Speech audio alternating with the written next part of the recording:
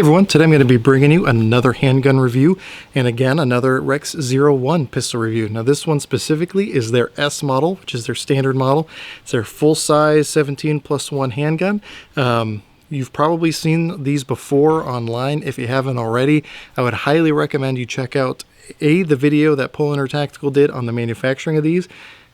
Shows you the level of craftsmanship and attention to detail that these things go through. And the other video I highly recommend you check out is the Military Arms Channel video, where he did a torture test of one of these, and I think the results were impressive to anyone who's seen that video. It ran extremely well. But now you finally get to see it on my channel. Now I've already done the compact version of this, which is one that I personally own. This one was provided to me from Fime Group. They are the company that is actually importing these into the United States. This is a T&E gun, so as soon as I'm done with this video, I'm going to be sending it back to them. Now I appreciate them sending me this, because when I did my compact review, I had said that I wanted to get my hands on a full-size one to do some comparing and contrasting, see which one I like better, see which one, if I could do it over again, if I would go with a compact or if I would buy a full size instead. You're going to be getting more of that at the end of the video. But nonetheless, this has been an excellent firearm. So far, I probably have between 700 rounds through it. Normally, I like to put a little bit more through them. But again, given that this is a T&E gun, I only have it for a limited time. So it is what it is. That said, I still think that that number of rounds is pretty sufficient for being able to get a rough idea of the reliability, consistency, accuracy, etc. of a gun like this. And now, again, this is, while being a T&E gun, when I got it, it looked brand new. As far as I could tell, it had not been used yet. So I did get to test, unlike my compact review, if there was any break-in phase or anything like that where I had any reliability issues. And I can say right off the bat, I've had zero issues reliability-wise with this thing. It's been chugging away 100%. Just for reference, all the ammo that I've shot through this thing is the Fiocchi 115 grain full metal jacket, which they provided for me. So I really appreciate them helping out with the ammo for this test. And again, it's been 100% flawless with these. And again, I've just been using the standard 17 round mags that come with it. It comes with 2 magazines, and again, probably an even split between the 2 mags, and it's been running 100% for me so far. Now, if you've seen the video that I did on the compact version, a lot of things are really similar here, but if you haven't, I'm going to go ahead and bring the camera in closer, take a closer look at this thing, show you some of the features about it, some of the things that I like or don't like about the different aspects of this pistol, and then we'll do some accuracy testing, and then we'll try to wrap up our thoughts, and I'll tell you what my opinion is on this versus the compact.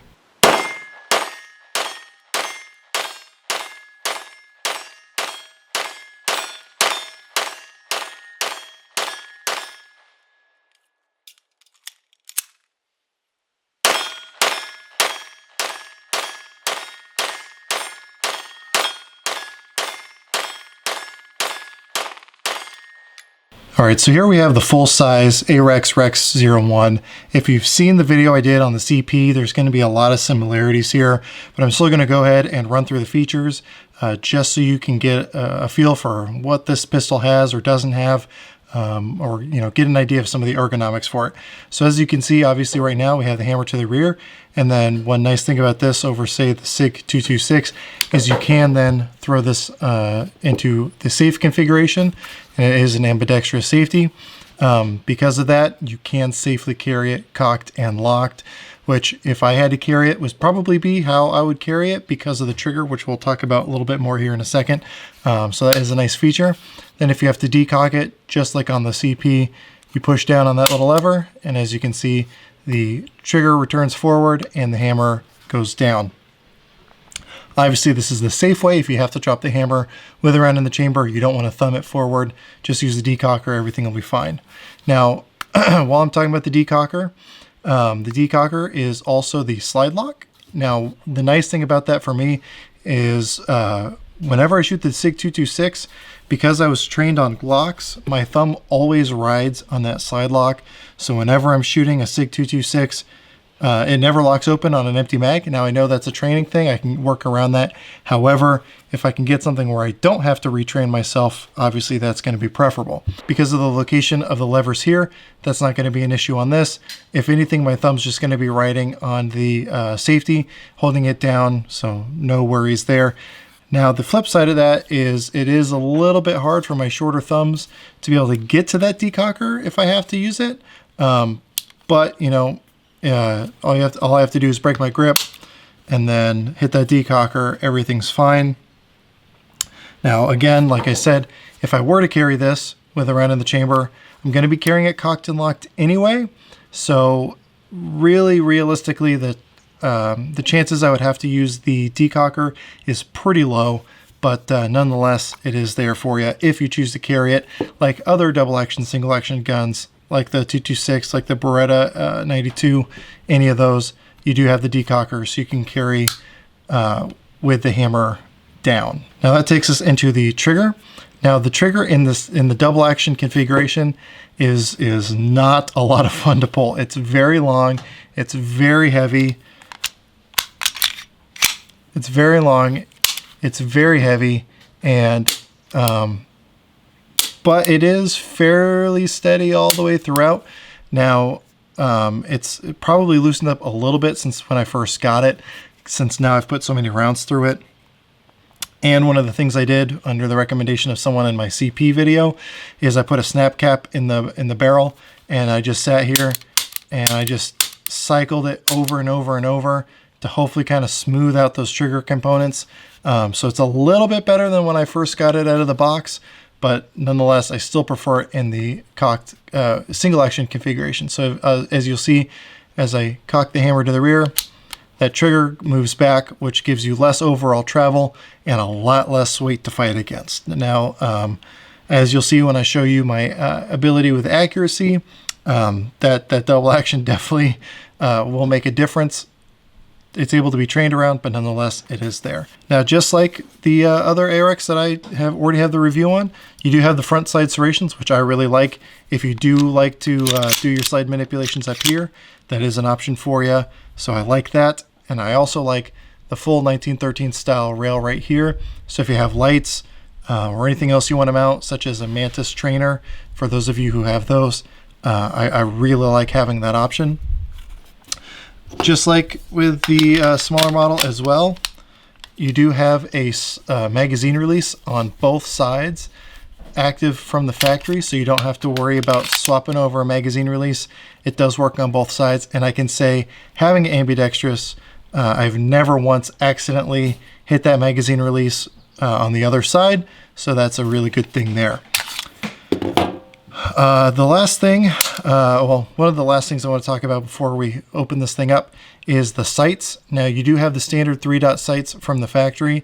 Finally, available through KVAR now. They just announced their night sights for these. It is a 3-dot configuration, which is, you know, honestly not my favorite configuration even for night sights, but it is a step in the right direction. I really like seeing aftermarket options out there for these Arex pistols.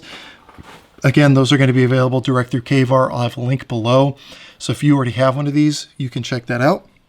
Speaking of aftermarket upgrades, that probably takes me to the thing that I like the least about this pistol, which is these grips. Now, when I reviewed the CP, I did touch on this a little bit. I thought that these were a little slick, and I was anxious for Hogue to come up with grips for these. However, Hogue already has grips for these, and it's gotten significantly hotter here in Oregon since I did my CP review, and I've noticed now that as my hands get really sweaty, I have a really hard time keeping a hold of these grips. Even with this texturing down here, it doesn't make a whole lot of difference because all the areas that I think are vital to getting control, with my hands sweaty, this thing just is really hard to keep control of. The first thing that I would do if I were to buy one of these is immediately swap out these grips with some Hogue grips, because that's going to help considerably. It's going to make a huge difference in the overall feel and comfort and usability of these guns.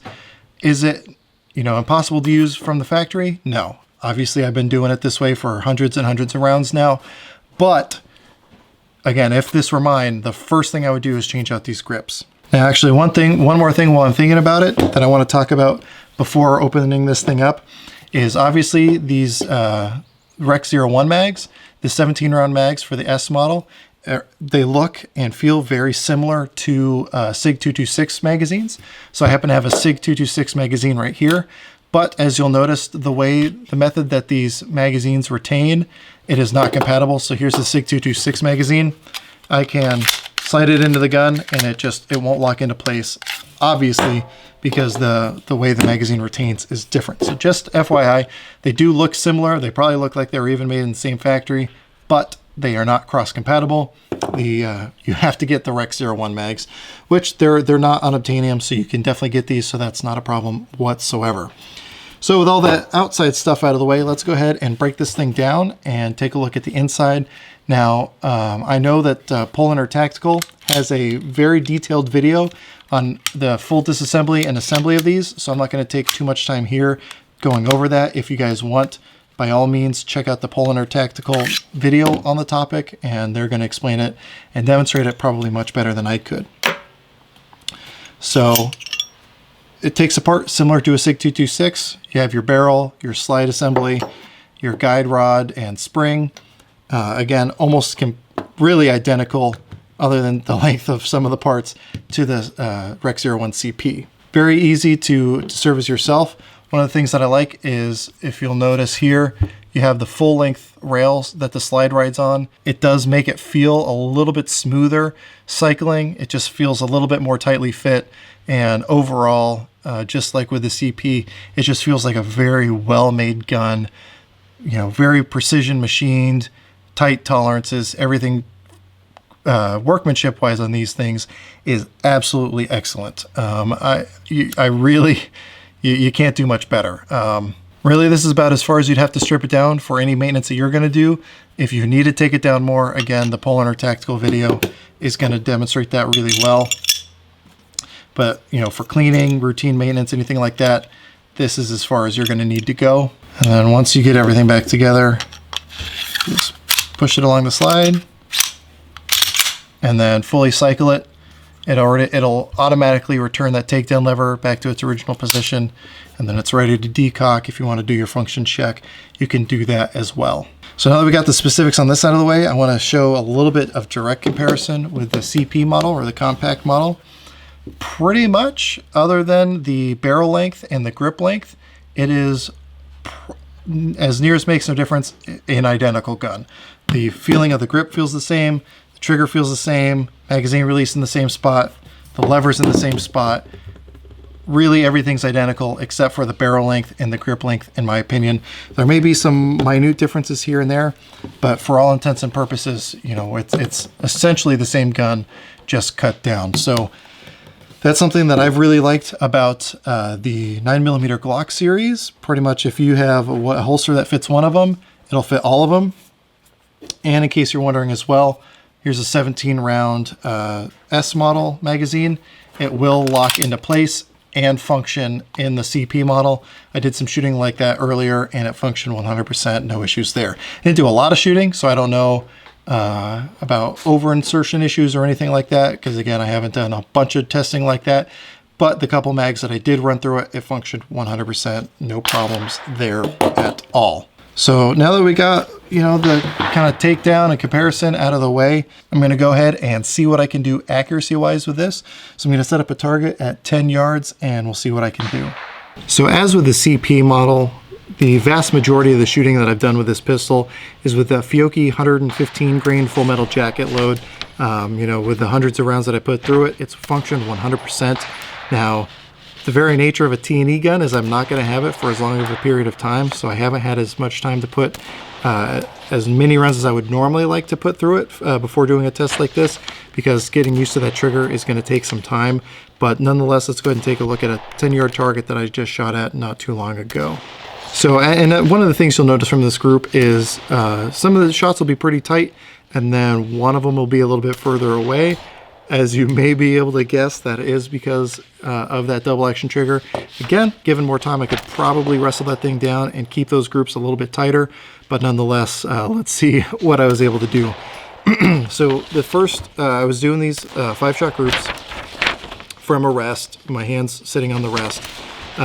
This first group here, we're looking right around 2 inches, maybe a little bit less, not including this little flyer off to the off low and left there, which again was that first shot with that double action trigger. The rest of these, not too shabby, especially these three here in the center. This was the second group I shot. Again, 4 relatively tight ones. This one's right around an inch, again at 10 yards. And then again, we got this one drop down low and left from that double action trigger. Some of these other groups opened up a little bit more as far as the 4 shots, but you know, here again, we have about 1.5 to 2 inches with one low and left. And then this one just kind of opened up more. But I think that was because my hands were getting a little bit sweaty at that point. And like I said, it's hard to hold on to this thing with sweating hands. Again, not impossible, but it does make it a little bit more challenging. So I'm willing to say that this gun is as accurate as you can be. That's really what I had expected from this test, but nonetheless, that's what I wanted to do. Now, each gun's going to be unique, so you might find a load that works a little bit better in yours. But again, with the Fiocchi stuff that I've shot, it seemed to like it. Again, especially with that 1-inch group, that's more than what I can ask for from a handgun, especially with the sight configuration. So I'm happy there, which again makes me comfortable saying that this gun is going to be just as accurate as the shooter. So with that, let's go ahead and wrap up our thoughts.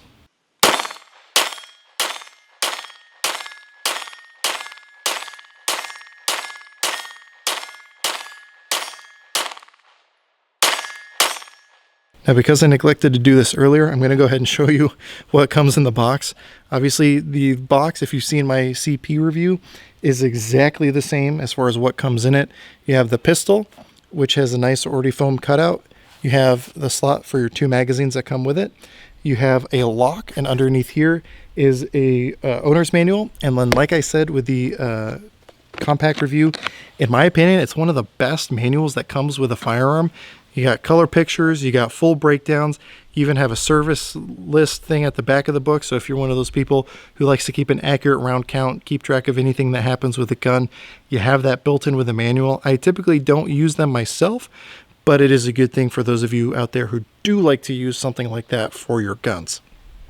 And then obviously the case itself is lockable in 2 places, which again, don't quote me on this because things are always changing, but should make it approved for the TSA for you to check this in if you're going to be flying on a plane. So that's a really nice thing. You don't have to go out and buy another case just so you can fly with it. This should be all you need. Again, you're going to want to check with your airline or the TSA before going to the airport with it, because things are constantly changing, because you know, we all need security theater, I guess. So you may have been able to guess at this point, if I had to choose between the full size and the compact, which one I would choose. And if not, the one that I would choose would be the full size. Now, obviously with this being a T&E gun, I do have the potential to buy it. However, if it wasn't for the tactical model, I probably would. However, knowing that the tactical model is out, I want to get some rounds through that one to make that final determination of which one I would want between the 3 different models that they now have. Now that said, I definitely prefer the full size to the compact. To me, I like the extra round capacity, and because of the size and weight of it, it's probably not one I'm going to be carrying concealed. So if I'm not carrying it concealed, if I'm carrying it outside the waistband or in a drop leg holster or anything like that, I want those extra couple rounds, and the little bit of extra weight is going to help with that recoil mitigation, make things a little bit more shootable. And the nice thing is, there is already aftermarket support for both the grips on these and then the sights, which also carries over to the compact as well. But with the Hogue grips that are available for these, again, like I said earlier, that's going to make this thing, you know, infinitely more shootable. Not that it's not shootable now, but it is definitely going to help in the future. Now, again, just like with the CP, it is hard for me to reach the decocking lever. However, because the option to put that safety on, carrying it cocked and locked is a real option, and it's a safe option. And so that's how I would personally find myself carrying it. So getting to that decocker is not impossible and not something I'm probably going to have to do on a regular basis. I think it's also worth mentioning that when putting in a new magazine, if I were to use this as a slide release, which I don't typically, the times that I have used it as such, it doesn't also decock it. It just lets that slide down, keeps the hammer back. That's been my experience so far, at least. So that's what I would want in that situation. Now, like I said, one of the big dings against this is that double action trigger, but that's really going to go for any double action, single action gun out there. If you get a few hundred more rounds through it, it's probably going to smooth out even more, considering it has smoothed out considerably for me so far. At least that's my perception. It's hard for me to say definitively one way or the other, but that's my perception at this point. So again, I can assume that the more rounds you get through it, the more that double action trigger pull is going to smooth out. But even then, with a little bit of practice and a little bit of training, it's not something you can't work around. I mean, militaries and law enforcement agencies all over the world have been figuring out how to do it with double action, single action firearms. So I think we can all figure out how to do that as well. Now, as far as my opinion on this versus other double action, single action pistols out there already, to me, it's my favorite so far. The SIG 226 is a great gun, but again, because of where my hand rides on it, it never locks open. Again, it's a training issue, but if I don't have to deal with that, like with this, I don't want to have to. Also, I like that you can carry this cocked and locked, which is not an option on a 226. And then with this versus, say, a Beretta 92 or an M9, I like this setup more because I've never liked the slide-mounted safety or decocker. This keeps everything at least somewhat within reach of my short little Donald Trump hands, and so I definitely appreciate those aspects of it. So again, as far as the double action, single action semi-autos that I've shot, this is my favorite so far, and it makes me really excited to try out the tactical version. The tactical version is going to be very similar overall to this, but it is going to have a couple of those upgrades that's going to make it hopefully a little bit sweeter shooting. Hopefully I'll be able to get my hands on one of those in the near future, in which case obviously I'll be doing another video on the Rex 01 series of pistols. And I'll be able to give you an idea of what I think in comparison to all three models that Fime Group is currently importing to the US. But really the big things to take away here is if you buy one of these, I don't think you're going to be disappointed. If you are going to buy one, again, the first thing I would do is swap out for the Hogue grips. That's just my opinion. You can make that determination for yourself once you have one. But the overall craftsmanship, the fit and finish on these things, and the reliability of these things, I think makes it an excellent option for any duty carry or anything like that where you have to have a double action, single action, or just for those of you who appreciate the all metal frame guns with that hammer and all that. It makes a really great option. You have that sight, the accessory rail on below it. There's really not a whole lot to dislike about these things. So if you have any questions, comments, or concerns, go ahead and throw those in the comment section down below as always. If you like this video and you want to see others like it, feel free to subscribe to my channel. If you hit that little bell, you'll get an alert anytime I post a new video and you'll be able to get to see those as they happen. Hopefully this video has been able to answer all the questions that you may have had about this gun. So with all that said, as always, I hope you're able to get something out of this video, and I really appreciate you watching.